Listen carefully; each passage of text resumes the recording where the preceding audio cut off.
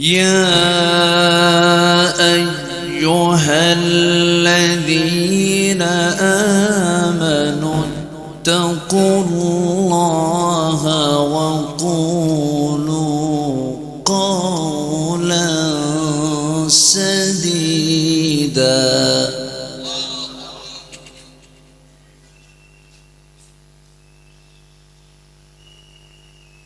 يصلح لكم أعمالكم ويغفر لكم ذنوبكم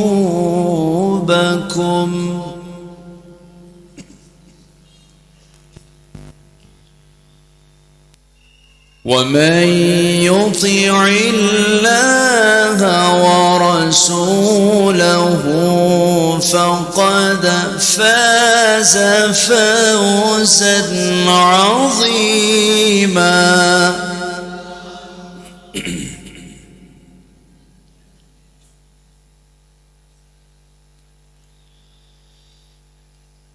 إنا عرضنا الأمانة على السماوات والأرض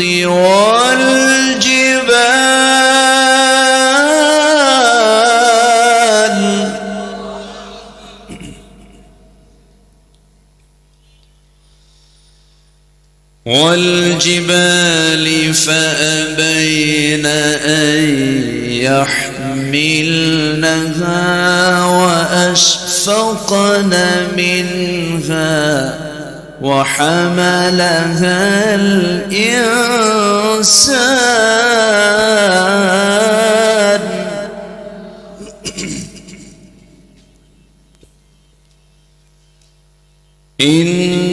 إنه كان ظلوما جهولا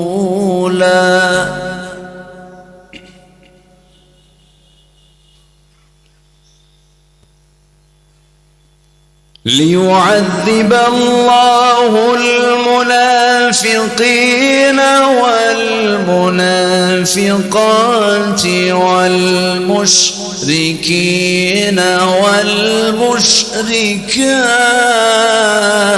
والمشركات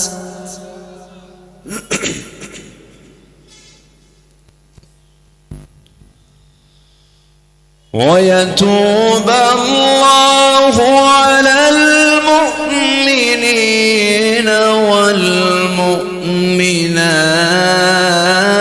والمؤمنات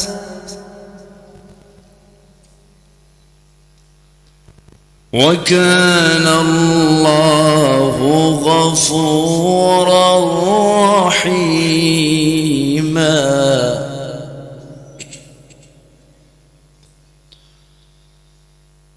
الله أكبر بسم الله الرحمن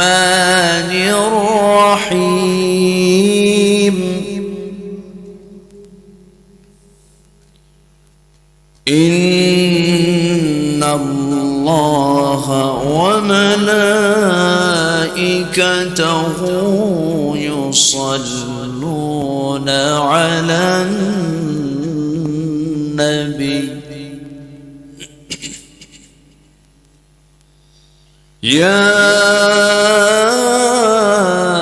أيها الذين آمنوا صلوا عليه وسلموا تسليما اللهم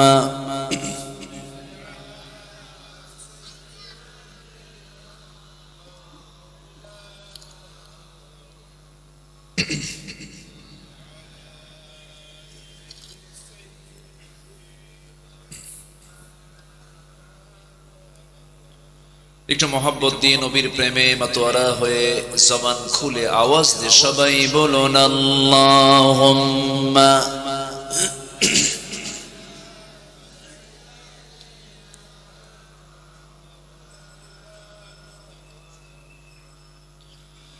وعلى آل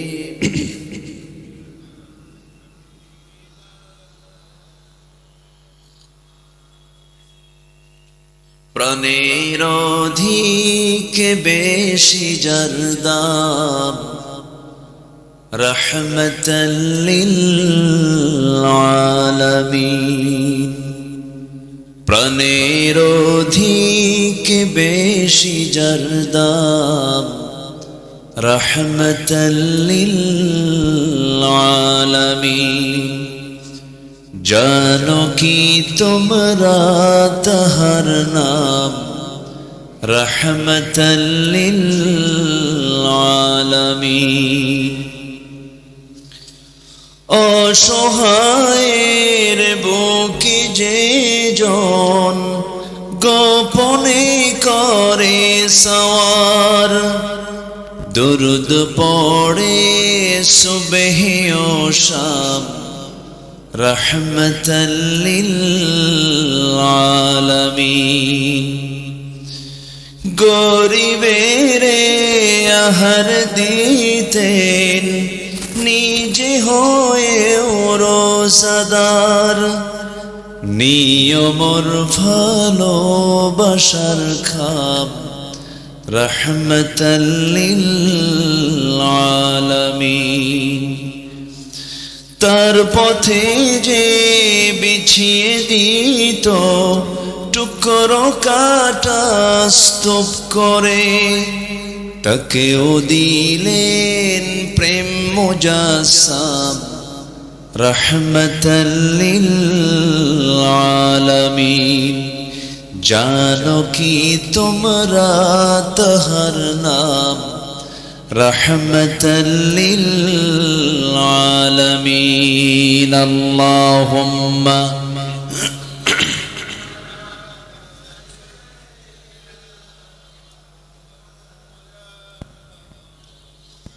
وعلى آله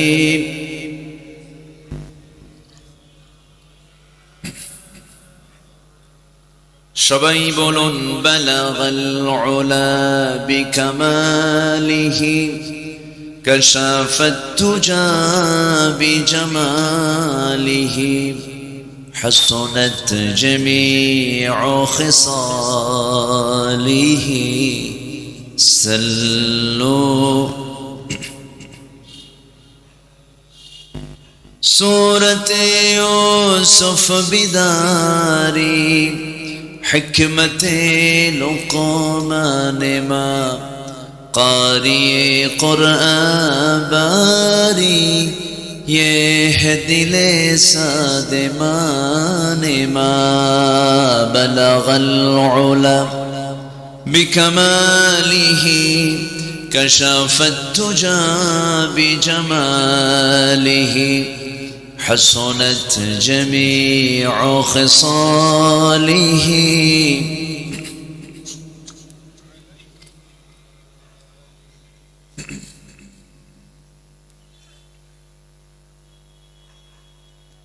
সবুজ বেষ্টিত অঞ্চল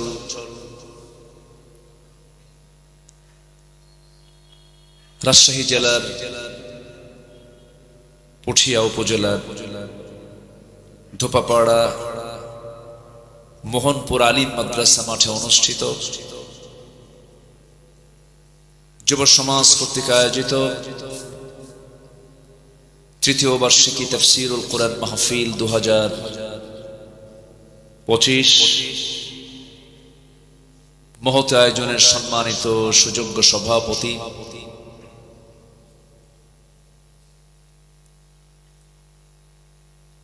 শিক্ষাবিদ গবেষক জনাব এইচ.এম. মনসুরুল হক মন্টু সাহেব কথা বলেছেন। নন্দিত আলেমে দ্বীন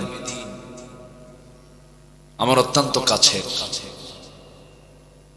মুহতারাম মাওলানা রুহুল আমিন জিহাদি হাফিজাহুল্লাহ উপস্থিত হযরত উলামায়ে কেরাম ফদলায়ে ইজাম উপস্থিত দক্ষিণ এশিয়ার বৃহত্তম ইসলামী সংগঠন বাংলাদেশ জামাত ইসলামীর বিভিন্ন পর্যায়ের নেতৃবৃন্দ সামনে উপস্থিত আজকের মাহফিলের প্রধান আকর্ষণ, যাদেরকে নিয়ে আজকের এই সাজানো গোছানো বর্ণাঢ্য আয়োজন, তাওহীদের পতাকাবাহী, কালেমার ঝান্ডাবাহী, দ্বীন ইসলামের নরসারদুল বীর মুজাহিদ, প্রাণ প্রিয় সম্মানিত দ্বীনী ভাইরা, আড়ালে বসে আছেন শ্রদ্ধেয়া সম্মানিতা মা বোনেরা। আলোচনার সূচনায় আনুষ্ঠানিকতার মধ্য দিয়ে আমার পক্ষ থেকে আবারও দিল উজাড় করানো সালাম, আসসালামু আলাইকুম ওয়া রাহমাতুল্লাহি ওয়া বারাকাতুহু। সবাই কেমন আছেন? যে আমাকে উল্টা প্রশ্ন করলেন, আল্লাহ তাআলা আমাকে তো আপনার সাথে আপনার মতোই করে রেখেছেন, বলি আলহামদুলিল্লাহ। আমার আগে আমার পূর্বে যিনি কথা বলেছেন উনিও আমিন, আমিও আমিন। আমি শুধু আমিন, উনি হচ্ছেন রূহুল আমিন। খুব সুন্দর কথা বলেছেন, তেজোদ্দীপ্ত, দলিল আদিল্লা যুক্তিতে ভরা, অত্যন্ত গঠনমূলক তিনি কথা বলেছেন। আমি শেষ ক্লাসে বসেছি কিছু কথা বলার জন্য। সবাই কি আমাকে সময় দিতে রাজি আছেন? কতক্ষণ? দোয়ার আগেই? দোয়ার আগে না দোয়া পর্যন্ত? দেখেন আওয়াজ কিন্তু কম হয়ে গেছে, চিন্তায় পড়ে গেলেন মনে হয় হুজুর যদি সারা রাত চালায়। সবাই থাকতে রাজি? নিয়তটা যদি সহি থাকে, মনোবল যদি শক্ত থাকে, তখন অনেক কঠিনটাও সহজ হয়ে যায়। আর যদি ভাবেন রাত তো হয়ে যাচ্ছে, চলে যাই, এরকম চিন্তা মাথায় থাকলে তখন যতক্ষণ থাকবেন আপনার জন্য এটা কষ্টের কারণ হবে। তাহলে মাইন্ড সেটআপ আমরা দিলাম যে আলোচনা শেষ কাজ দোয়া করে আমরা এখান থেকে বিদায় নেব। একটু আওয়াজ দিয়ে বলেন, আর একটু বলুন। এটা আমার বলা লাগতো না, একটু বেশি রাত হয়েছে তো কমিটিও চেয়েছেন আমাকে একটু আগে ওঠানোর জন্য, কিন্তু আমার আগের যিনি মেহমান তিনি একটু পরে উঠেছেন। দেরিতে ওঠার কারণে আমার উঠতে একটু দেরি হলো। মানে মাহফিলের পোস্টারে লেখা থেকে প্রধান বক্তা, কিন্তু মাহফিলে হয়ে যায় এসে শেষ বক্তা। আর শেষে কথা বলা যে কত কঠিন কাজ, এটা যে কত বড় জটিল কাজ আল্লাহ মালুম। খুব কঠিন একটা ব্যাপার, অনেক রাত হয়ে যায়। তাও তো এখানে আগে ভাগে উঠলাম। কিছু কিছু অঞ্চল আছে পাশেই, তো বাগমারা নামক একটা এলাকা আছে, চেনেন তো? রাত ৩টার দিকে বক্তা উঠায়। রাত কয়টা? ৩টায়। পাশেই, একই জেলা, মান্দা বাগমারা। কয়েক বছর আগে ময়মনসিংহে একটা মাহফিল ছিল, আমাকে বললো হুজুর ৮টার দিকে গেছে রাতে। ভাবলাম দেরি যেন হয়ে গেল। বললো হুজুর খাওয়া দাওয়া করেন, বালিশ কম্বল দিলাম, ঘুমান। তো বললাম ঘুমাবো, আলোচনা হবে কখন? হুজুর গতবারের প্রধান মেহমান যে সময় উঠছে তার ১ ঘন্টা আগে আপনি। আমাকে তারা ডাক দিল মাত্র রাত ৩টায়। রাত ৩টায়। তো বললাম আলোচনা কি করবো? হুজুর আলোচনা করার দরকার নেই, শুধু আওয়াজ করবেন, ওয়াজ দরকার, আওয়াজ। এরকম সংস্কৃতি আমার দেশে চালু আছে। নামাজ যদি অসময়ে পড়েন হবে, পরীক্ষার হলে যদি অসময়ে যান খাতা পাবেন, লিখতে পারবেন? তাহলে পরীক্ষার হল নিয়মে চলে।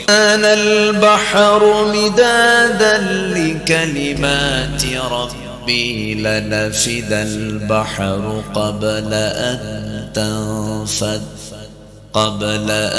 تنفد كلمات ربي ولو جئنا بمثله مددا। আল্লাহর কালামের ব্যাখ্যা, এত বড় ব্যাখ্যা, যদি গোটা পৃথিবীর সমস্ত ৭ সমুদ্র যদি কলকালি হয়ে যায়, গোটা বৃক্ষ রাজি যদি কলম হয়ে যায়, পানিরূপী কলম পানিরূপী কালি দিয়া কলম দিয়ে লিখতে লিখতে 7 সমুদ্রের পানির রূপে কালিগুলো লিখে লিখে শেষ হয়ে যাবে, কলম পত্রা হয়ে যাবে, পানি নিঃশেষ হয়ে যাবে, কিন্তু আল্লাহর কালামের ব্যাখ্যা লেখা, আমার রবের কালিমার ব্যাখ্যা লেখা কোনোদিন শেষ করা যাবে না। জোরে বলি সুবহানাল্লাহ। কোরআন হচ্ছে তলাহীন একটি সাগরের নাম, যার কোনো তলা নাই।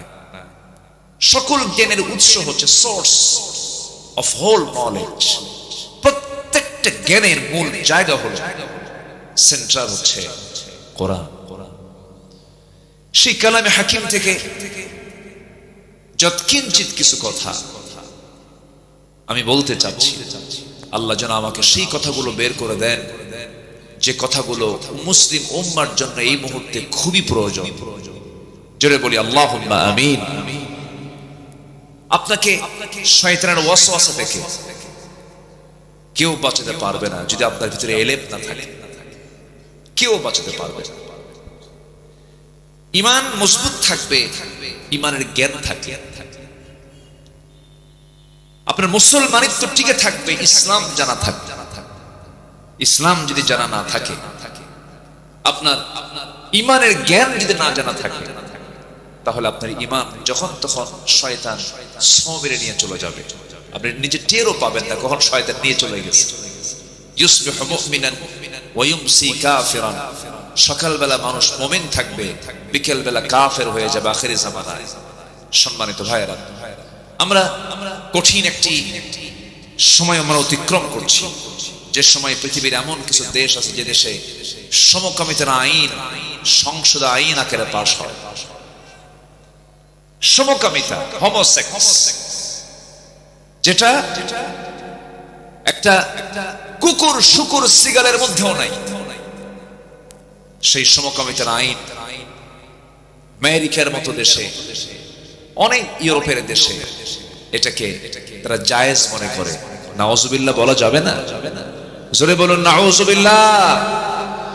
মানুষ প্রযুক্তিতে উৎকর্ষ সাধন করলেও, মানুষের প্রযুক্তিতে উৎকর্ষ সাধন হলেও,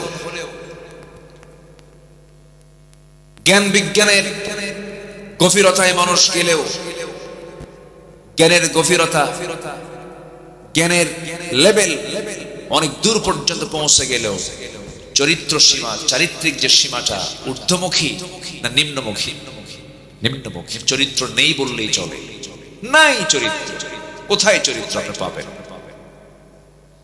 আমরা যে অঙ্গনকে পবিত্র অঙ্গন বলি, ইউনিভার্সিটির দিকে আপনি তাকান, ডাকসু বলেন, রাকসু বলেন, জাকসু বলেন, এই যে ঢাবি রাবি ইলেকশন গুলো হয়ে গেল, আলহামদুলিল্লাহ একটা ডানপন্থীদের বিজয় হয়েছে। কিন্তু ঢাবি জাবি চবি রাবি এই সমস্ত ইউনিভার্সিটির ক্যাম্পাস কি আমরা পবিত্র করতে পেরেছি? সেখানে যে ছেলে মেয়েরা চলাফেরা করে, সেখানে কি ঈমানের গন্ধ খুঁজে পাওয়া যায়? আচ্ছা, খুঁজে পাওয়া যায়? পাওয়া যায়। তারা ফ্রি মিক্সিং করছে, ফ্রি ভাবে চলাফেরা করছে। তাহলে আমরা সেই সমাজে বসবাস করছি যে সমাজে ইসলাম মানাটাই কঠিন হয়ে গেছে। ইসলাম মানাটা কি হয়ে গেছে? এখানে বেশ কিছু প্রশ্ন এসেছে। এর মধ্যে একটা প্রশ্ন আমাকে করেছে একজন ভাই, হুজুর এই সমাজে বিয়ে কি কঠিন এবং জেনাকে সহজ কেন করা হয়েছে? অবশ্যই এটা প্রশ্ন কোনো বুড়া মানুষের না যুবক মানুষের? বলেন বলেন, বুড়া না যুবকের? যুবকের। আমার বিভিন্ন বিষয়গুলো ঘুরপাক খাচ্ছে, এগুলোকে সামনে রেখে কিছু কথা বলতে চাচ্ছি। সবচেয়ে বড় প্রয়োজন হলো জাতির একটা সুন্দর চরিত্র দরকার। জাতির একটা কি চরিত্র দরকার বলেন? সুন্দর চরিত্র দরকার। সেই চরিত্র খুঁজে পাওয়া যাবে যে কিতাবে, সেই কিতাবের নাম কি বলুন? আর যে ব্যক্তির মধ্যে খুঁজে পাওয়া যাবে সেই ব্যক্তির নাম কি বলুন? মুহাম্মদ সাল্লাল্লাহু, জোরে বলি মুহাম্মদ সাল্লাল্লাহু আলাইহি ওয়াসাল্লাম। আমার ভাষা কি বুঝতে কষ্ট হচ্ছে আপনাদের? আমি ভাবতেছি যে কষ্ট পাচ্ছেন কিনা। আমি তো বুঝি যে আমি আমার ভাষায় যে কথা বলি, আমার চাইতে সুন্দর ভাষায় কথা বলেন আপনারা। রাজশাহীর মানুষ, ভাষা আপনাদের অনেক সুন্দর, মুর্শিদাবাদ পাশাপাশি তো, নদিয়া টদিয়া পাশাপাশি আছে, এই জন্য আপনাদের ভাষাগুলো বোঝা যায়। তবে নোয়াখালীর ভাষা আরো বেশি বোঝা যায় নাকি? এটা কঠিন হয়। চট্টগ্রাম তো কোনো কথাই নাই, সিলেট তো আরো জটিল। এই যে ভাষার ভিতরে আল্লাহ পাক ডিফারেন্স রেখেছেন, এটা কেন রেখেছেন জানেন? আল্লাহ পাক এলাকা বেজ এটাকে পাসওয়ার্ড করে দিয়েছেন। গোদাগাড়ি এই ভাষা, পবা এই ভাষা, চাপাই এই ভাষা, বাঘা এই ভাষা, বাগমারা এই ভাষা, মান্দা এই ভাষা, নাটোরের নলডাঙ্গা এই ভাষা, বড়াইগ্রাম আরেক ভাষা, সিরাজগঞ্জ আরেক ভাষা, গেদা বা কাইজা আরেক ভাষা। এই যে ভাষার যে বৈচিত্র্যতা, এটা কার দেওয়া বলেন তো? আসতে বলবেন না, কার দেওয়া? আল্লাহর দেওয়া। তবে ভাষার দিক থেকে আপনারা অনেক সুন্দর লেভেলে আছেন, আপনাদের ভাষাগুলো বোঝা যায় মাশাআল্লাহ। একটু আমরা মনোযোগ দিয়ে কথাগুলো শুনি, তাহলে জাতির এখন এই মুহূর্তে দরকার সবচেয়ে বড় দিক, সেটা হলো একটা উন্নত চরিত্র দরকার। কি চরিত্র দরকার বলেন তো? উন্নত চরিত্র। এই জাতি কি মিথ্যা কথা বলে? এই জাতি কি মিথ্যা কথা বলে? আচ্ছা বলেন তো, কোন শ্রেণীর মানুষগুলো কারা, কোন গ্রুপের মানুষগুলো সবচেয়ে বেশি মিথ্যা কথা বলে আমার দেশে বলুন তো? আচ্ছা হ্যাঁ বলেন, আবার বলেন। রাজনীতি যারা করে, এই কথা বললেন আপনারা, অর্থাৎ মানে নেতাদের কথা বলতেছেন মনে হয় নাকি? আমি কিন্তু বলি নাই ভাই, আপনারাই বললেন। যদি কেউ থাকেন, কেউ মাইন্ডে নেবেন, তাহলে আমি কিন্তু বলেছি কোন শ্রেণী বেশি মিথ্যা কথা বলে। আপনারা কিন্তু শিক্ষকের নাম নেননি, আপনারা ইমামের নাম নেননি, ব্যবসায়ীর নাম নেননি, বিভিন্ন পেশার লোক আছে তাদের কোনো নাম নেননি, এক চোটে নিয়েছেন নেতাদের নাম, রাজনীতিবিদের নাম, ঠিক কিনা বলেন? তাহলে আপনারাই কিন্তু বললেন। আবার আপনারা আমাকে দোষাবেন না, হুজুর এটা আবার কোন দিকে নিয়ে গেলেন? আমি প্রশ্ন করলাম, আপনারা আমাকে ওই দিকে নিয়ে চলে গেলেন। সম্মানিত ভাইয়েরা, দুঃখ লাগে যারা জাতির নেতৃত্ব দেবে তাদের মধ্যেই চরম মিথ্যাচার। আসতে কোন কেন? চরম ধোঁকাবাজি, চরম প্রতারণা। এই 54 বছর জাতি পেয়েছে ভালো কিছু না প্রতারণা? কি পেয়েছে বলেন? ধোঁকাবাজি, মিথ্যা শপথ, মিথ্যা ওয়াদা, এগুলি শুধু জাতি পেয়েছে 54 বছর, ভালো কিছু পায় নাই, ভালো কিছু শোনে নাই, ভালো কিছু দেখেও নাই। এই দেশকে কৃষক পিছিয়ে দেয়নি, শ্রম দিয়ে দেশকে আগিয়ে দিয়েছে কৃষক, অশিক্ষিত মানুষ। শ্রমিক শ্রম দিয়ে সীমিত বেতনে দেশকে আগিয়ে দিয়েছেন, অর্থনীতিকে সমৃদ্ধ করেছেন। প্রবাসী অশিক্ষিত প্রবাস জীবন থেকে রেমিটেন্স পাঠিয়ে দেশকে আগিয়ে নিয়েছেন। সবাই অশিক্ষিত লোকগুলো দেশকে এগিয়ে নিল, আর দেশকে এই অধপতনে এই পর্যায়ে নিয়ে আসলো কারা? এক শ্রেণীর কলমের খোঁচা দিয়ে যারা জনগণের টাকা যারা লোপাট করেছে, নেতৃত্বের চেয়ারে বসে টাকাগুলো তসরুফ করে বিদেশে পাচার করেছে যারা।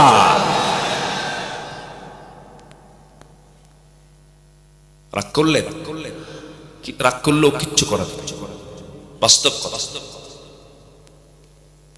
সম্মানিত ভাইয়েরা, তাহলে জাতির সুন্দর চরিত্র গড়ার জন্য আগে দরকার উন্নত চরিত্র। জাতির সুন্দর চরিত্র গড়ার জন্য এক নম্বর যে গুণটা দরকার সেটা হলো সত্য কথা বলা। কি বলেন তো? সত্য কথা বলা। এক জায়গায় না সব জায়গায়, এক জায়গায় না সব জায়গায়, সব জায়গায়। কোরআনের আলোকে উন্নত চরিত্র গঠনের জন্য 15টা চারিত্রিক গুণ আমি আজকে একটা একটা করে বলতে চাই। এর মধ্যে এক নাম্বার হলো সততা, সত্যবাদিতা। জীবনের সকল জায়গায় বান্দাকে বলতে হবে।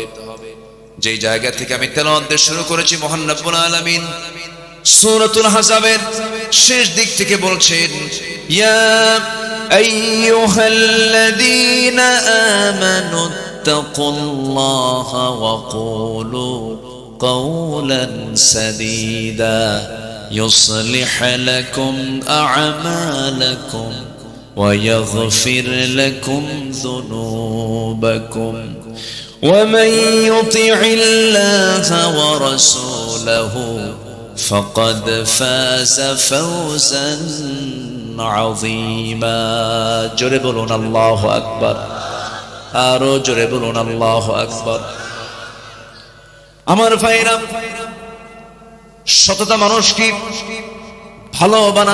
ভালোর দিকে নিয়ে যায় সেই ভালো বান্দা হলে পরে বান্দাকে জান্নাত পর্যন্ত নিয়ে যায় মিথ্যা মানুষকে ধ্বংসের দিকে নিয়ে যায় শেষ পরিণতি তার জন্য জাহান্নাম হয়ে যায় এই পৃথিবীতে একজন মহামানব যার ব্যক্তিগত জীবন সামাজিক জীবন পারিবারিক জীবন রাজনৈতিক জীবন সব জীবন তিনি পরিচালনা করেছেন কিন্তু কোনোদিন তার মুখ থেকে অযাচিত একটা বাজে কথা অতিরঞ্জিত কোনো শব্দ চয়ন একটা মিথ্যা কথা বের হয় নাই সেই মহান ব্যক্তির নাম কি বলুন মুহাম্মদ সাল্লাল্লাহু আলাইহি ওয়াসাল্লাম আমি কি দোয়া করে দেব তো এই যে দুই একজন করে চলে যায় হ্যাঁ এটা কি জোরে কোন সুবহানাল্লাহ জাতিকে উন্নত করার জন্য এই একটা গুণ যদি জাতির মধ্যে ঢুকায় দেওয়া হয় একটা গুণ এই জাতি ভালো হওয়ার জন্য আর কিচ্ছু লাগবে না এই একটা গুণই যথেষ্ট জোরে বলি সুবহানাল্লাহ কিন্তু এখানেই বড় প্রবলেম এত মিথ্যা কথা বলে পুঠিয়ার মোড়ে মোবাইল ফোন নিয়ে কথা বলছে ভাই আপনি কোথায় আমি তো জাহান্নামের চৌরাস্তায়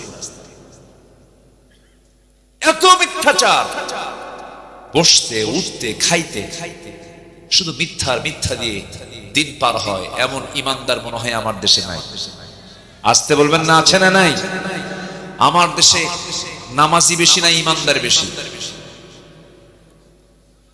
প্রশ্ন কিন্তু খুব জটিল ভালো করে কর নামাজি বেশি না ইমানদার বেশি ইমানদার বেশি নামাজি কম কেন বললাম জানেন বুকে থাপড়ায় বলে জানো নামাজ না পড়তে পারি ইমান তো আছে আছে কিনা বলেন তাহলে আমার দেশে নামাজি বেশি না ইমানদার বেশি ইমানদার বেশি এগুলো করা যাবে না এগুলো ঠকবাজি নামাজ না পড়লে আপনার ইমান টিকে থাকবে কেমনে কার উপরে থাকবে ইমানটা নামাজি নাই তার কি ইমান টিকে থাকে কেমনে থাকে একটু কান লাগাবেন একজন মহান ব্যক্তির কথা বলছিলাম যার জীবনে একটা মিথ্যা মুখ থেকে বের হয় নাই তিনি হচ্ছেন আমাদের আদর্শ তিনি হচ্ছে আমাদের লিডার তিনি হচ্ছেন আমাদের সকল কিছু একদম উসওয়া হাসানা করে আল্লাহ পাক যাকে পাঠিয়েছেন লাকাদ কানা লাকুম ফি রাসূলিল্লাহি উসওয়াতুন হাসানাহ তিনি সকল কিছুর মডেল ছিলেন দুনিয়ার সকল এতিমরা এমন কথা যেন না বলতে পারে পৃথিবীর সেরা মানুষ এতিমদের অধিকার আদায় করবেন কেমনে তিনি তো নিজে এতিম ছিলেন না আল্লাহ পাক তাকে ডাবল এতিম করেছিলেন জন্মের পূর্বে বাপ জন্মের পর কে নাই মা নাই এতিমের অধিকার তিনি প্রতিষ্ঠা করেছিলেন আমার নবীজি সকল দিক থেকে সকল আদর্শের দিক থেকে সবকিছুকে মডেল করে আল্লাহ রাব্বুল আলামিন যাকে সিলেকশন করে বলছেন ওয়ামা আরসালনাকা ইল্লা রাহমাতাল লিল আলামিন নিম্ন পদস্থ কর্মকর্তারা নামাজ পড়বে ডিসির পিছনে তার কর্মচারী নামাজ পড়বে এসপির পিছনে ওসিরা নামাজ পড়বে এইরকম করে গোটা জনপদের বিভিন্ন জায়গায় সেক্টরে প্রত্যেকটা অফিসে নামাজ যখন এমন করে যখন জারি হয়ে যাবে নামাজ কায়েমের পরিবেশ যখন চলে আসবে যাকাত যদি আদায় করতে পারে আল্লাহ বলছেন চারটা কাজ করবে আমি আল্লাহর রহমতের দরজা সব আসমান জমিনের খুলে দেব জোরে কোন সুবহানাল্লাহ লাফাতাহনা আলাইহিম বারাকাতিম মিনাস সামাই ওয়াল আরদ আসমান জমিনের বরকতের দরজা খুলে দেব কার কথা আসতে বলবেন না কার কথা তাহলে নামাজ শুধু পড়বো না নামাজ কায়েমের আন্দোলন করব নামাজ কায়েমের আন্দোলন আমাকে আপনাকে আন্দোলন কি একা হয় একা করা যায় কি করতে হয় এক হতে হয়, সংঘবদ্ধ হতে হয়, জমাটবদ্ধ হতে হয়। সম্মানিত ভাইয়েরা, ইসলাম এমনি এমনি আসে নাই। বিশ্ব নবী কি সম্মান তার, আল্লাহ পাক তার জন্য স্পেশাল ফ্লাইট করে কি সম্মান আল্লাহ পাক রাত্রি ভ্রমণ করালেন মক্কা থেকে সেই বাইতুল আকসা প্যালেস্টাইন। আসরা বিআবদিহি লাইলান মিনাল মাসজিদিল হারাম ইলাল মাসজিদিল আকসা। আমার রাসূলকে আল্লাহ পাক কি পরিমাণ সম্মান দিয়েছেন, আয়াতগুলো পড়লে দেখলে বোঝা যায় কত সম্মানের নবী আমার নবী। যে রাসূল দিনের আলোতে সূর্যের নিচে হাঁটলে প্রখর রোদে যদি রাসূলের কষ্ট হতো, আল্লাহ পাক এক খণ্ড মেঘ সূর্যের নিচে দিয়ে রাখতেন। নবীজি শরীরের ঘামটা পর্যন্ত সুঘ্রাণ ছিল, ঘামগুলো নিয়ে সাহাবীরা কৌটার মধ্যে রেখে আতর হিসেবে ব্যবহার করতেন। এত সম্মান আল্লাহ পাক যাকে দান করেছেন, যার মর্যাদা এক কথা আল্লাহর পরে, সেই রাসূল কি তার নিজের বাপ দাদার ভিটায় থাকতে পেরেছিলেন? আজ থেকে থাকতে পেরেছিলেন? কোথায় গেছেন বলেন? কোথায় গেছেন বলেন? মদিনায় চলে গেছেন। কেন গেছেন, কি জন্য গেছেন? একটু প্রশ্ন করলে উত্তর খুঁজে পাওয়া যাবে কিনা বলেন? একটু খুঁজে বের করি, একটু খুঁজে বের করি। তিনি কেন মক্কা থেকে মদিনা ছাড়লেন, কেন যেতে বাধ্য হলেন, এর কারণটা কি? আমার নবীর সম্মান কত, অথচ সেই নবীর কোমর খুঁজে হয়ে গেছে, দুটো দাঁত ভেঙে ফেলা হয়েছে, গোটা শরীর থেকে রক্ত ঝরে ঝরে পায়ের তলার সাথে জুতার তলার জমাট বেঁধে গেছে। কেন? কি জন্য? কি কারণ? আমার বন্ধুগণ, এক লাইনে জবাব, লম্বা ইতিহাসের দিকে টানার সময় আজকে পাবো না। এক কথায় জবাব, সেটা হলো আমার আল্লাহ, আমার রাসূলকে আল্লাহ রাব্বুল আলামিন যে অর্ডার দিয়ে দুনিয়াতে পাঠিয়েছেন, যারা পারেন ঠোঁট মিলিয়ে বলুন, হুয়াল্লাযী আরসালা রাসূলাহু বিল হুদা ওয়া দীনিল হক লিইয়ুযহিরাহু আলাদ দীনি কুল্লিহি ওয়া কাফা বিল্লাহি শাহীদা। জোরে বলুন আল্লাহু আকবার। সকল দলের উপরে, সকল দিনের উপরে আল্লাহর দ্বীনকে বিজয়ী করার জন্য আল্লাহ রাব্বুল আলামিন তাকে দুনিয়াতে পাঠিয়েছিলেন। বদর পাড়ে দিয়েছেন, উহুদ পাড়ে দিয়েছেন, খন্দক পাড়ে দিয়েছেন। নবী তার নিজের জীবদ্দশায় তিনি ৮৬টি যুদ্ধ পরিচালনা করেছেন। আমার নবীজি নিজেই তিনি সদা অনেক যুদ্ধের তিনি নেতৃত্ব পর্যন্ত দিয়েছেন। আমার বন্ধুগণ, সেই নবীজিকে আল্লাহ রাব্বুল আলামিন যদি তার আসন থেকে এত বড় পরীক্ষার মধ্যে ফেলতে পারেন, রাসূল যখন মারা যান কোমর সোজা করে দাঁড়াতে পারছিলেন না। আম্মা জান আয়েশা সিদ্দিকা বলছেন, ইয়া রাসূলুল্লাহ, কোমর তো সোজা করতে পারছেন না। রাসূল বলছেন, আয়েশা রে, কোমর সোজা করব কেমনে? খন্দকের পরীক্ষা খনন করতে করতে আমার কোমরটা কুঁজো হয়ে গেছে। আমার বন্ধুগণ, আমার নবী উহুদের যুদ্ধের পরের দিন থেকে মৃত্যুর দিন পর্যন্ত সামনের দুটো দাঁত ভাঙ্গা ছিল, ভাঙ্গা মুখেই তিনি কথা বলেছেন, ভাঙ্গা দাঁতে কথা বলেছেন। কতটা স্লিপ হয়ে গেছে, আমার নবীর চেহারার সৌন্দর্য পর্যন্ত নষ্ট হয়ে গিয়েছে। এত কষ্ট করে যে নবীজি দিন কায়েমের সংগ্রাম করে দিনকে বিজয়ের চূড়ান্ত লেভেলে পৌঁছায় দিলেন, আমার বন্ধুগণ, সেই দিনকে আমার ইমান মজবুত, আমার ইমান কতটুকু মজবুত আল্লাহ পাক এটাকে চেক আপ করার জন্য আল্লাহ রাব্বুল আলামিন বান্দাকে বলছেন, বান্দা, ইমান চেকআপের জায়গা শুধু মসজিদ নয়, ইমান চেকআপের জায়গা হলো বাস্তব ময়দান। ঠিক কি না? আবু জেহেলরা দেশ চালাবে, আবু জেহেলের নাতিপুতিরা দেশ চালাবে, আলেম ওলামারা, নামাজি মানুষ তাদের অনুগত হয়ে তাদের নাগরিক হয়ে থাকবে। এটা হতে দেওয়া যাবে না। আইয়ুবের শাসন দেখেছি, মুজিবের ভাষণ শুনেছি, জিয়ার খাল কাটা দেখেছি, আর আমাদের চাচার তাল বেতাল দেখেছি, আর বাকি সময় দেখেছি হলো হরতাল আর হরতাল। সব দেখা শেষ। আগামীর দেশ, আমরা আগামীর দেশ বাংলাদেশকে দেখতে চাই কোরআনের বাংলাদেশ। কারা কারা চান দু হাত উঁচু করে দেখান মুসলমান।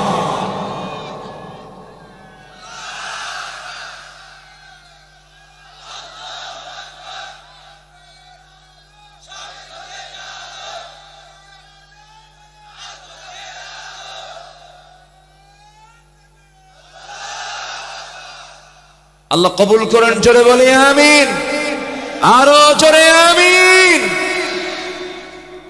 সম্মানিত ভাইয়েরা, উন্নত চরিত্রের জন্য 15টা গুণ দরকার কোরআনের আলোকে। 1 নাম্বার হলো সত্য কথা বলা।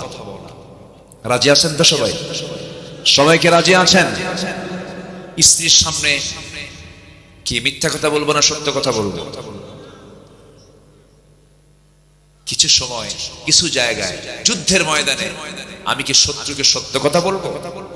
বলেন, সত্য কথা বলবো? কি বলবো? যা হবে তার কি উল্টা বলতে হবে, বিপরীতটা বলতে হবে। এটা হচ্ছে যুদ্ধের কৌশল। ওই জায়গায় মিথ্যা কথা বলা জরুরি, আপনি মিথ্যা কথা বলতে হবে। কিছু জায়গা আছে সেখানে মিথ্যা বলতে হবে। যেরকম বিশেষ বিশেষ সময়ে স্বামী তার স্ত্রীকে একটু কৌশল করে কিছু মিথ্যা বলতে পারে, আবার পাইকারি দরে কইয়েন না। এটা আবার ভাববেন না যে আব্দুল আমিন আজকে বলে গেছে জীবনে যতদিন আছে ফাঁকি শুধু দিতেই থাকি, না। এটা হচ্ছে হায়ার অ্যান্টিবায়োটিক। এটা হায়ার অ্যান্টিবায়োটিক। এটা জীবনে 2-1 বার দেওয়া যেতে পারে। খুব রাগ করেছে স্ত্রী, তোমার সংসার করবই না। মেয়েদের মধ্যে এই জাতীয় কথা, প্রান্তিক কথা কম আসে না বেশি আসে? কম আসে না বেশি আসে? পুরুষরাও কম না, কিছু পুরুষ আছে বেজুত, ধৈর্য নাই বললেই চলে। এক মহিলা কয়েকদিন আগে আমাকে ফোন দিয়ে বলে, হুজুর একটা কথা, প্রশ্ন কি, আমার স্বামী সকালেও তালাক দেয়, সন্ধ্যাও তালাক দেয়, আমি কি আসি না নাই? তাহলে এটা যদি হয় অবস্থা এটা কেমন হবে? সম্মানিত ভাইয়েরা, হয়তো রাগ করে বউ প্ল্যান করতেছে আমি চলেই যাবো বাবার বাড়ি, আমি তোমার সঙ্গে সংসার করবো না, থাকো তোমার সংসার নিয়ে, তোমার বাচ্চা কাচ্চা নিয়ে থাকো, গেলাম চলে গেলাম। খুব চূড়ান্ত অবস্থা কাজ করছে। সেই সময় আস্তে করে ডাক দিবেন, ময়না, অথবা একটা কিছু ডাক দিবেন, ডাক দিয়ে বসায় দিয়ে বললেন, তুমি কি চাও? আগামীকাল তোমার জন্য আমি ঢাকা যাচ্ছি, আমি তোমার জন্য দেশ ট্রাভেলস টিকিট বুকিং করেছি। আছে নাকি?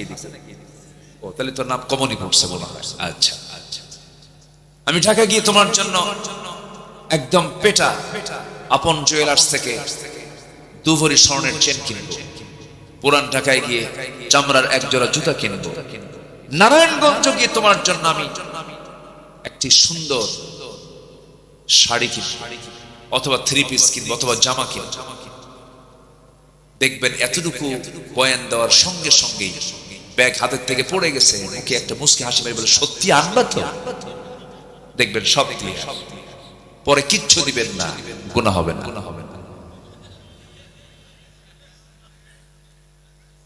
তবে এই কথাটা বললাম যে এটা হচ্ছে প্রান্তিক কথা, এটা হচ্ছে চূড়ান্ত লেভেলে। যদি ঘন ঘন দেন, রোগী কিন্তু বাঁচবে না, রোগী কিন্তু মরে যাবে। মানে কথার ব্যাপারে কথা বলছি তো, এই জন্য কোন কোন জায়গায় বলা যায় এটাও একটু বলে নিলাম। সংসার জীবনে বহু কিছু হয়, হয় না? হয়। প্রশংসায় বেশি খুশি হয় পুরুষ মানুষ না মহিলা মানুষ?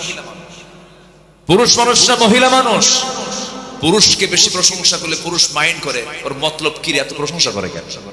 ঠিক আছে না? ওর মতলবটা কি? পুরুষ মানুষ কিন্তু বেশি প্রশংসা পেলে ও সন্দেহ করে, ওর মতলব কি দেখ। কিন্তু নারীর যদি প্রশংসা করা হয়, দেখবেন যে ও ফুলতে ফুলতে আকাশে উঠে গেছে। তাই তো, আমি তো তাই তো। এটাই চলেছে 16 বছর। মমতাজ গান গায় আর আমাদের নেত্রী মুস্কি মুস্কি হাসি মারে। শুধু তেল মারা রাজনীতি দেখেছি আমরা। আমরা ওই সমস্ত নোংরা দৃশ্য দেখতে চাই না।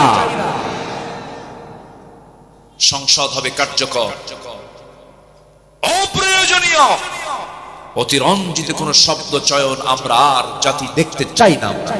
ঠিক কিনা? আমরা আমাদের কথাকেও সুন্দর করব। উন্নত চরিত্র গঠন করার জন্য 1 নাম্বার দিক হচ্ছে আমরা সত্যবাদিতা জীবনের এক জায়গায় না, সকল জায়গায়, সকল জায়গায়। প্রচলিত রাজনীতি মানেই হচ্ছে ঠকবাজি, প্রচলিত রাজনীতি মানে হচ্ছে মিথ্যাচার, পলিটিক্স। এটার যদি আপনি মূল ব্যাখ্যায়, মূল অর্থে যদি চলে যান, যে কোনো মূল্যে তার প্রতিপক্ষকে হারিয়ে ফেলার নামই হলো পলিটিক্স। অর্থাৎ মিথ্যা দিয়ে হোক, ধান্দাবাজি কইরা হোক, হারাতেই হবে, এর নাম হচ্ছে পলিটিক্স। কিন্তু ইসলাম এই প্রচলিত রাজনীতিকে বিশ্বাস করে না। সম্মানিত ভাই, তাহলে সবাইকে সত্য কথা বলতে রাজি আছি তো? এক জায়গায় না সব জায়গায়? সব। ও বইয়ের জায়গা বাদ না? কে জানে কি কইলো জানো, কি যেন শুনলাম একটা। আচ্ছা, না ওটাও বলা যাবে না, ওটা বিশেষ বিশেষ মাঝে মাঝে মাঝে মাঝে না, খুব রেয়ার হতে পারে, হয়তো সংসার ভেঙে যাচ্ছে অথবা এরকম কিছু হচ্ছে, সেই ক্ষেত্রে হতে পারে। আপনারা কি রাগ করতেছেন নাকি আপনারা ভাই? আমার বন্ধুগণ, সত্য কথার উপরে টিকে থাকা, দ্বীনের উপরে টিকে থাকা কিন্তু সহজ কোনো বিষয় নয়। একজন সাহাবীর কথা মনে হয়ে গেল আমার এই মুহূর্তে। একজন সাহাবী কালেমা পড়ে মুসলমান হয়েছেন, কেউ জানে না। বাপ দুনিয়া থেকে জন্মের পূর্বে দুনিয়া জানে না, হঠাৎ করে কানে সংবাদ গেল ভাতিজা নাকি ইসলাম কবুল করেছে। ভাতিজার কাছে এসে বলছে, এই ভাতিজা আব্দুল্লাহ, তুমি নাকি কালেমা পড়েছ?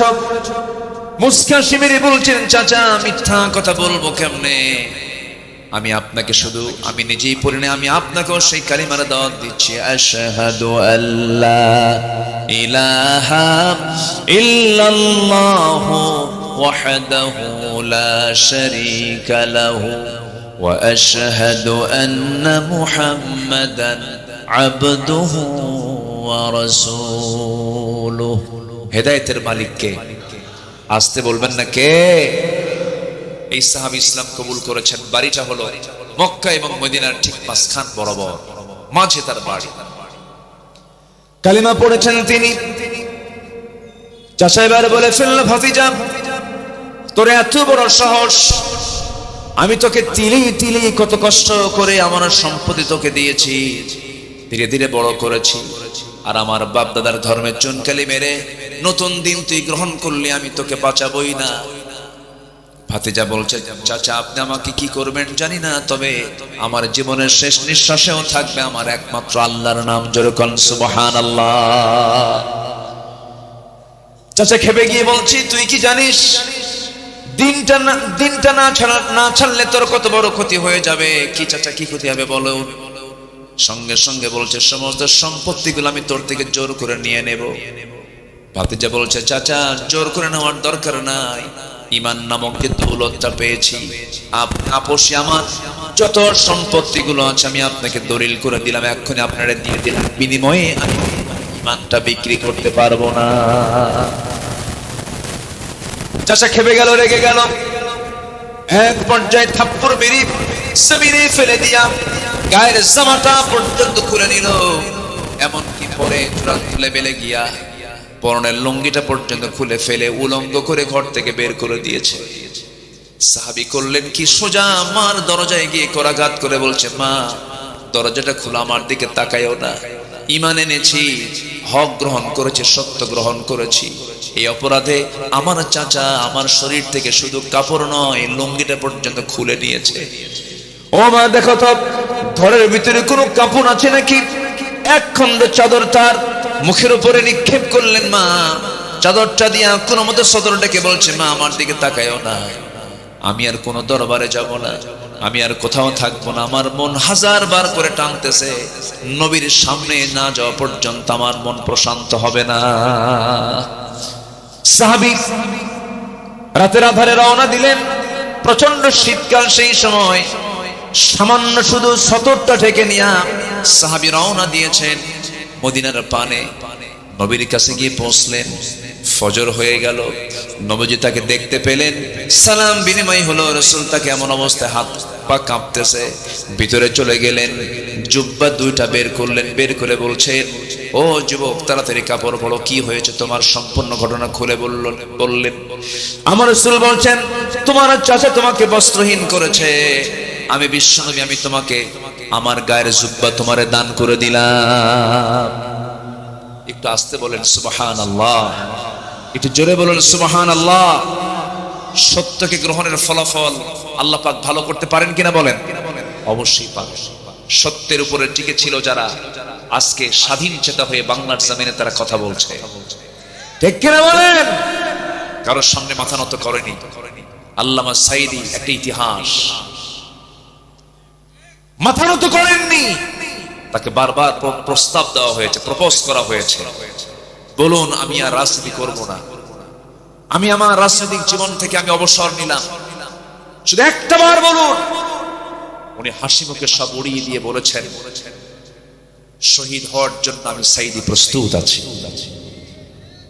শহীদ হয়েছেন, দুনিয়া থেকে বিদায় নিয়েছেন। আমার 100% আমার কাছে মনে হয় এদেশে উনি একজন বড় আল্লাহওয়ালা মানুষ ছিলেন, পরহেজগার মানুষ ছিলেন। নচেত 25 বছর আগের অঙ্ক এখন মিলে কেমনে?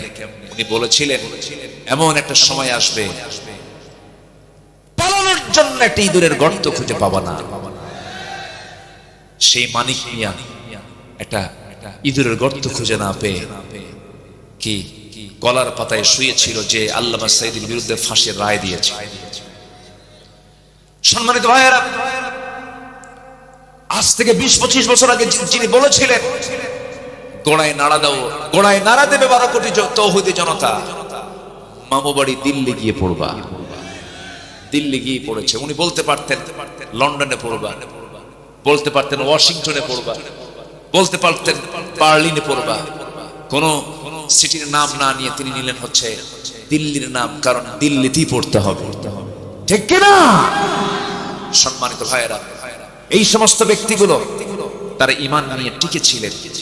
ঈমান নিয়ে, সততা নিয়ে যারা টিকে থাকবে তারা দুনিয়াতেও অমর, আল্লাহর কাছেও তারা সম্মানী থেকে যাবে। আমরা কারো কাছে মাথা নত করব না, মাথা নত করবো একমাত্র কার কাছে? আল্লাহর কাছে। আমার ভাইরা, আমার নবীজি বললেন সাহাবী চলে যাও, আমার আসহাবে সুফফার সদস্যগুলো তাদের সাথে তুমি মিশে যাও। হাতে একটা কোরআন দিয়ে দিলেন। রাসূল বলছেন সাহাবী তুমি কিছু বলতে চাও নাকি? এবার সেই সাহাবী বলছেন হুজুর আপনি আমার জন্য দোয়া করুন, আপনি আমার জন্য প্রার্থনা করুন। আমার নবীজি হাত উঁচু করে দোয়া করে বলে দিচ্ছেন আল্লাহ আমার এই আব্দুল্লাহর জান মালকে কাফের বেঈমানদের জন্য তুমি আল্লাহ হারাম করে দাও। এই কথা শোনার সঙ্গে সঙ্গে আব্দুল্লাহর মনটা খারাপ হয়ে গেল। রাসূল বলেন সাহাবীরা মনটা খারাপ হলো কেন? হুজুর দোয়াটা যেন মনে হলো উল্টা হয়ে গেছে। কাফের মুশরিকদের জন্য আমার জানমাল হারাম করে দাও মানে তারা আমাকে কেউ আঘাত করবে না, আমি শহীদের দরজা পাবো না। রাসূল বলেন আব্দুল্লাহ রে, দিন গ্রহণ করতে নিয়ে তোর চরম বেগ পেতে হয়েছে, দুনিয়া বিক্রি করে ঈমানটা রাখতে হয়েছে। আমি তোর ব্যাপারে যে দোয়াটা করেছি এর মানে তুই শহীদ হবি না তা নয়। ওয়া ইম্মা তাআলা ফিরাশিহি, যদি কারো ভিতরে যদি শাহাদাতের তামান্না লালন হয়ে থাকে, তার মরণ যদি বিছানায় হয়, আল্লাহ রাব্বুল আলামিন তাকে শহীদের দরজা তারে দিয়ে দেন। জোরে বলেন সুবহানাল্লাহ। আমার বন্ধুগণ এই কথা বলে তাকে বিদায় জানালেন। জোরে জোরে তিনি কোরআন তেলাওয়াত করেন। সাহাবীদের কষ্ট হয়, নবীর কাছে এসে পরামর্শ চাইলেন হুজুর নতুন একজন সাহাবী আব্দুল্লাহ তার নাম জোরে জোরে কোরআন চিৎকার করে করে পড়ে আমাদের ডিস্টার্ব হয়। রাসূল বলছেন ও আমার সাহাবীরা, আমার আব্দুল্লাহর তেলাওয়াতের ব্যাপারে তোমরা কেউ বাধা দিও না, কারণ আব্দুল্লাহর দিন গ্রহণ করতে নিয়ে দুনিয়াকে বিক্রি করে এরপরে দিনকে গ্রহণ করতে হয়েছে। জোরে বলেন সুবহানাল্লাহ। বহুদিন পর যুদ্ধের ডাক চলে এলো। সেই যুদ্ধে এই সাহাবী অংশগ্রহণ করলেন। যুদ্ধ শেষ হয়ে গেল, অভিযান থেকে ফেরত আসবেন, ফেরত আসতেছেন, হঠাৎ করে রাস্তার মধ্যে খবর চলে এলো হুজুর আপনার সেই প্রিয় সাহাবী আব্দুল্লাহ মারাত্মক আহত হয়েছে, মারাত্মক অসুস্থ হয়ে পড়েছে। আমার রাসূল বলেন ভালো করে সেবা করো, ভালো করে চিকিৎসা দিয়ে দাও। কিন্তু কয়েকটা দিন পর আমার নবীর কাছে সংবাদ চলে এলো হুজুর 1000 বার চেষ্টা করেছি, বহু যত্ন নিয়েছি, বাঁচানো গেল না। আপনার প্রিয় সাহাবী আব্দুল্লাহ আর দুনিয়াতে নাই, দুনিয়া থেকে বিদায় নিয়েছে, মৃত্যুবরণ করেছে। রাসূল বলেন সাহাবীরা রে, আমার আব্দুল্লাহর দুনিয়া থেকে তার বিদায় হয়ে গেল, তার জানাজার নামাজ পড়ানোর দায়িত্ব আমি কারো কাঁধে দেব না, আমি রাসূল নিজে তার জানাজার দায়িত্ব গ্রহণ করে নিলাম। কি বড় সৌভাগ্য দেখেন, কি বড় ভাগ্যবান। আমার নবীজি তার জানাজার দায়িত্ব গ্রহণ করলেন। জানাজা শুরু হয়ে গেছে, আমার রাসূল জানাজা পড়ায়া দিলেন।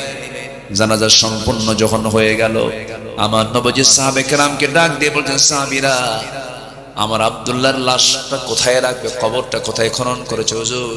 ওই দুই পাহাড়ের পাদদেশে আমরা, মাঝখানে আমরা তার কবরটা খনন করেছি।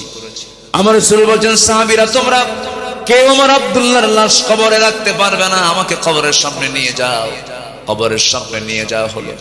আমার নবীজি কবরের দিকে তাকালেন, আমার নবীজির চোখে পানি চলে এলো। আমার নবীজি নিজে নামলেন, বিশ্বনবী নিজে নেমে বলছেন, আবু বকর আমার ডানে নামো, ওমর আমার বামে নামো। আমার নবীজি নামলেন, রাসূল নিজে আবেগ আপ্লুত হয়ে পড়লেন। আমার নবীজির চোখে লাল হয়ে গেল, চোখের কোনা বেয়ে টপ টপ করে পানি পড়ছে। হাতটা গায়ে দিয়ে বলছেন, সাহাবীরা রে, আমার প্রিয় আব্দুল্লাহর লাশটা তোমরা আমার হাতের উপরে তুলে দাও। হাতে নিলেন। এবারে বলছেন, আবু বকর মাথাটা ধরো, ওমর পাটা ধরো। তিনজন মিলে কবরে শোয়া দিলেন। বুকের উপরে আমার রাসূল হাতটা রাখলেন। আমার নবীজি কাঁদা কাঁদা কণ্ঠে বলছেন, আরশের মালিক আল্লাহ, এই আব্দুল্লাহ আজ পর্যন্ত আমি তার প্রতি রাজি আছি, সন্তুষ্ট আছি। আল্লাহ তুমি তাকে মাফ করে দাও, তুমিও সন্তুষ্ট হয়ে যাও। এই দোয়া শেষ না হতেই একজন সাহাবীর সামনে দাঁড়িয়ে থেকে এক সাহাবী, সাদ বিন আবি ওয়াক্কাস নামে একজন সাহাবী চিৎকার মেরে বলছেন, আহারে এত বড় পোড়া কপাল, জীবিত সাদ না হয়ে যদি আজকে মৃত সাদ হয়ে যদি এই কবরের বাসিন্দা হতে পারতাম, জীবনটা ধন্য হয়ে যেত। জোরে বলে সুবহানাল্লাহ, আরো জোরে বলে সুবহানাল্লাহ। আমার বন্ধুগণ, আমার নবী যে কবরে নেমেছেন, ওই কবরে আবু বকরও নেমেছেন, ওমরও নেমেছেন, বিশ্বের সেরা সেরা তিনজন মানুষ। ওই সাহাবী কত বড় ভাগ্যবান ভাইরে। আমার বন্ধুগণ, যারা সততা নিয়ে, ঈমান নিয়ে যারা টিকে থাকবে, দুনিয়াতে তো সম্মান দিবেন, আখিরাতেও নাজাত দিবেন, মুক্তি দিবেন, তিনি আমার কে? আল্লাহ। চারিত্রিক গুণাবলী মোট কয়টা বলতে চেয়েছি বলুন? 15টা চলছে, কয় নাম্বার বলেন? বলেন কয় নাম্বার চলতেছে? 1 নাম্বারে চলছে, আরো আছে কয়টা বলেন? 14টা। বলেন তো, একটু সময় লাগবে না ভাই? একটু লাগুক সময়, একটু লাগুক, আর কিছু সময়। নাম্বার 2 হলো চরিত্রকে সুন্দর করার জন্য। নাম্বার 2 হলো আমানতদারিতা টিকে রাখতে হবে। আমানতদারিতা কখনো নষ্ট করা যাবে না। ইন্নাল্লাহা ইয়া'মুরুকুম আন তু'আদ্দুল আমানাতি ইলা আহলিহা ওয়া ইযা হাকামতুম বাইনান নাসি আন তাহকুমু বিল আদল ইন্নাল্লাহা নি'মা ইয়া'ইযুকুম বিহ। জোরে বলুন আল্লাহু আকবার। এবং আল্লাহ নিজে ওয়াদা করছেন, এই 7টা গুণ থাকবে যার, আমি আল্লাহ তাকে জান্নাতুল ফেরদাউসের মালিক বানায়া দেব। সবাই মনোযোগ দিয়ে কতগুলো শুনুন, কান লাগান, বোঝার চেষ্টা করুন।